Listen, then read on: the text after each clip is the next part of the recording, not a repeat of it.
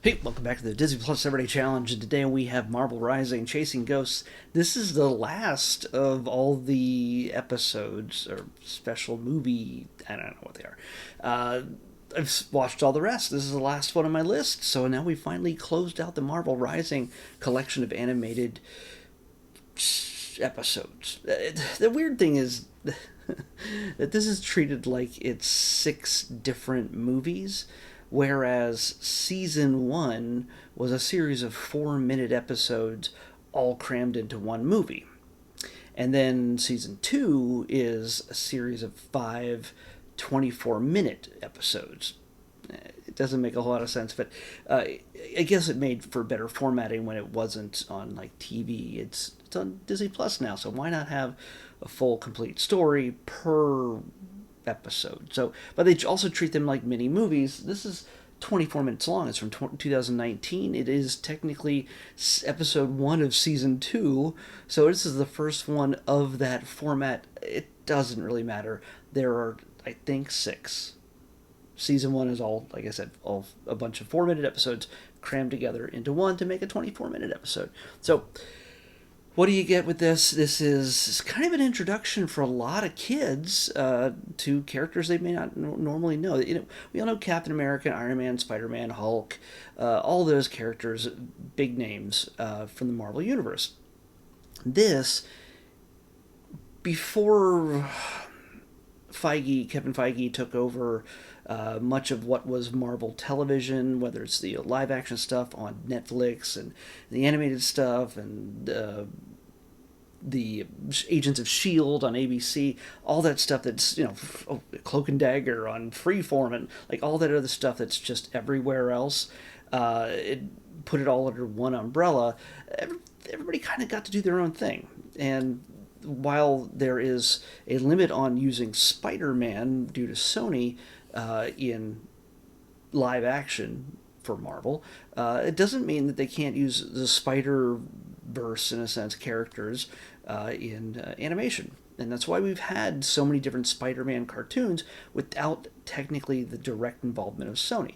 And although they don't infringe upon Sony's version of Spider-Man, like the Tom Holland current one, and Andrew and Toby from the past. So that's all their domain, and they're not giving it up anytime soon, as far as we know, until all the movie studios just merge into one big one. And then we'll have Batman versus Deadpool in live action. Maybe. Never. In this case, though, this 24-minute episode gives us Spider Gwen, technically Ghost Spider. She is kind of on the run from the law. Her father, played by Stephen Weber, and Dove Cameron, who you know from, is it? She's from Descendants, yeah, from Descendants. Dove Cameron is the voice of Gwen, Ghost Spider.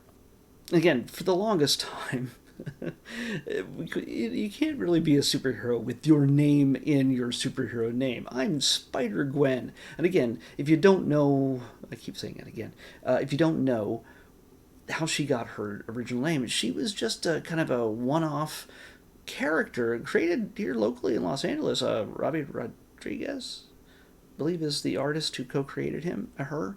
There was a time when the Spider-Verse was a very new thing. Let's do variations of Spider-Man in different realities. What happened if Gwen Stacy got bitten by the spider instead of Peter Parker?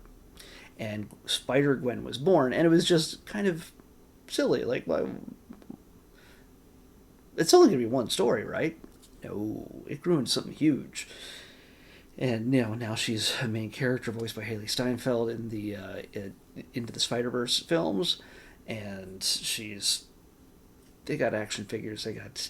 She's everywhere, and she's got her own comic, of course, still. But they couldn't keep going with that, so they had to call her Ghost Spider. And I don't know why it took me the longest time. While I guess she has a much more kind of ghostly appearance, the idea behind the name Ghost Spider is just that it fits. It sounds like Ghost Rider, but spider. And there's no flames involved. There's no demon Zarathos or anything. It's just was a weird mishmash, and Ghost Spider just fit, I guess. Even though she doesn't phase through anything like a ghost. She just is, yeah. Anyway, it doesn't matter. In this, we have the ramifications of what was the season 1, and Gwen is charged pretty similarly to her origin in the comics. Her best friend gets killed, and although there's no real death, but I guess that's the one real death, because you can't really have a Spider-Man without a death, apparently. So he's got to lose somebody, or she's got to lose somebody in this case, in order to know responsibility and power and all that other stuff. In the comic, Peter Parker was the person who died instead of Uncle Ben to Peter Parker. Peter was lost control. He wanted to be like Spider-Gwen or Ghost Spider, and he took a serum to be more interesting, and then kind of freaked out and died. Because that's what happens when you take drugs, kids, and turn into giant lizard monsters. Anyway, or goblins, or I'm not sure. So anyway, in this case, none of that happened, but she's on the run because her dad, even though he doesn't know who she is after a spider, Ghost Spider. And her buddies in the Secret Warriors, Quake, played by Chloe Bennett, by the way, from Agents of S.H.I.E.L.D., playing the same character, but a different version. Squirrel Girl, Ms. Marvel, America Chavez, Lockjaw, and a few other. There's Patriot, and a guy that I think they created just for the show, Inferno. Kind of Young Avengers, kind of Secret Warriors, kind of a mishmash of others, characters that would someday come to live action, like Ms. Marvel and America Chavez. Squirrel Girl, we're still working on. Milana, I'm gonna say her name right. Blah, blah, blah. She's fantastic. She's funny. Milana Vaintrub. I would just never get that name right. I don't know why. Milana Vaintrub. You know her from commercials from way back when, like not a million years ago. She's still very young. Not very young, but you know what I'm saying. She has this great charisma as Squirrel Girl, as you would expect her to have. And there's been talk for the longest time that she would be the live-action Squirrel Girl, and she, I think, actually played her in filmed footage that was never released. Hulu never picked up the pilot for that series that would have been the New Warriors, and would have been a number of different characters. Younger, strange, weird, funny superheroes that just, I guess, didn't come off right. I don't know. But even though she's not super old, it kind of grow out of the teenage, college age character. Unless they decide to age her up.